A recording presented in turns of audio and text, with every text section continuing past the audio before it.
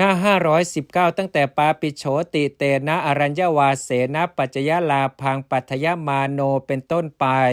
บทว่าปาปิโฉได้แก่ปรารถนาปัจจัยลาภด้วยการอยู่ป่านั้นบทว่าปวิเวกังได้แก่กายวิเวกจิตตวิเวกอุปัฏฐิวิเวกบทว่าอิทธมัตถิตังมีวิเคราะห์ว่าประโยชน์แห่งการอยู่ป่านั้นย่อมมีด้วยการปฏิบัติงามนี้เพราะเหตุนั้นการอยู่ป่านั้นชื่อว่าอิทธมัตถิวงเล็บมีประโยชน์ด้วยการปฏิบัติงามนี้ความเป็นแห่งการอยู่ป่ามีประโยชน์ด้วยการปฏิบัติงามนี้ชื่อว่าอิทธมัตถิตาอาศัยการอยู่ป่ามีประโยชน์ด้วยการปฏิบัติงามนี้นั่นแล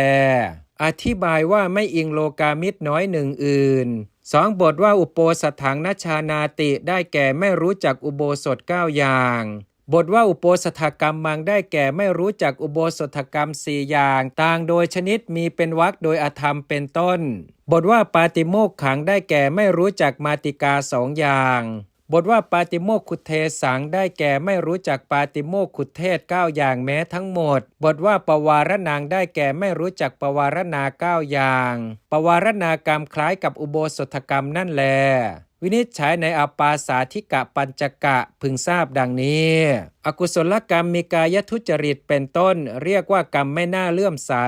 กุศลกรรมมีกายสุจริตเป็นต้นเรียกว่ากรรมน่าเลื่อมใสบทว่าอติเวลังมีความว่าคลุกคลีอยู่ในสกุลทั้งเกินเวลาคือสิ้นการมากกว่าอยู่ในวิหารน้อยการที่กิเลสทั้งหลายอย่างลงในภายในชื่อว่าช่องบทว่าสังกิริถังได้แก่อาบัตต่างโดยชนิดในเพราะทุตุลวาจาและอาบัตในเพราะกายสังสคะเป็นอาทิวินิจฉัยในวิสุทธิปัญจกะพึงทราบดังนี้ปวารณาทั้ง9อย่างพึงทราบโดยปวารณาศัพท์บทที่เหลือในที่ทั้งปวงตื้นทั้งนั้นฉะนี้แล